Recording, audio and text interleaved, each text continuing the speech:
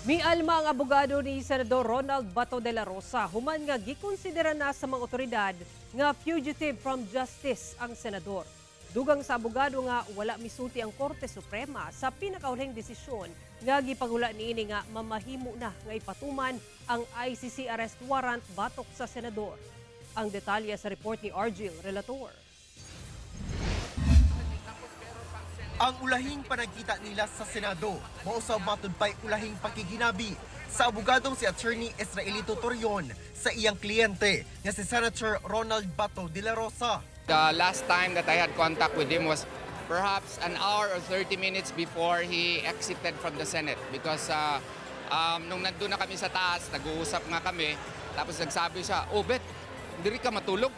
"Diri ko matulog sa opisina." Siya, "Ayo, maluoy ko nimo. Adto na lang dito sa hotel nga gibook sa akong staff sa imo." So mo to ning gawas ko. I was even interviewed by some members of the media when I went out from the Senate Hall, and I really did not have any idea that 30 minutes or 1 hour after our last meeting, he exited from the Senate. Bugtong mga kabanay lang matud pa ni Senator Bato ang makontak ni Attorney Torion. Gibarugan sa abogado nga dili sakto nga tawagong fugitive from justice si Senator Bato.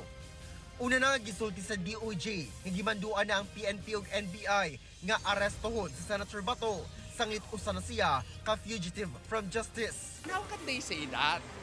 The Supreme Court in Valyacar Transit case defined the 6 steps before a person can be declared a fugitive from justice.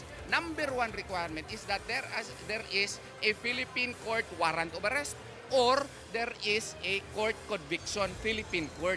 Yan palang wala na. Hindi na mag-fall sa first element pa lang. Kasi nga po, foreign court ito.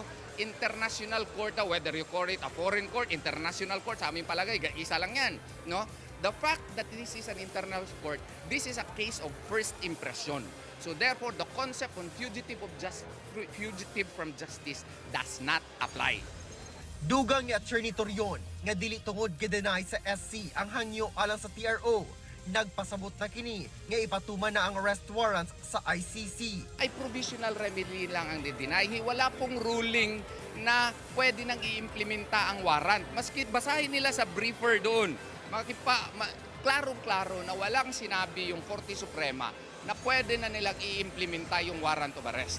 Kasi nga ang main case, wala pang desisyon. Kaya po sa aking palagay, maling-mali po yan. No? Pinangungunahan nila yung Korte Suprema na wala pang ang desisyon on the merits of the case. Nakapag-file na matud pa og manifestation ng ilang kampo ngadto sa SC. Ginahulat nila ang written order gikan sa Korte Suprema. Kauban si Melchor Awing sa kamera. Ako si Argil Relator. 1 Mindanao.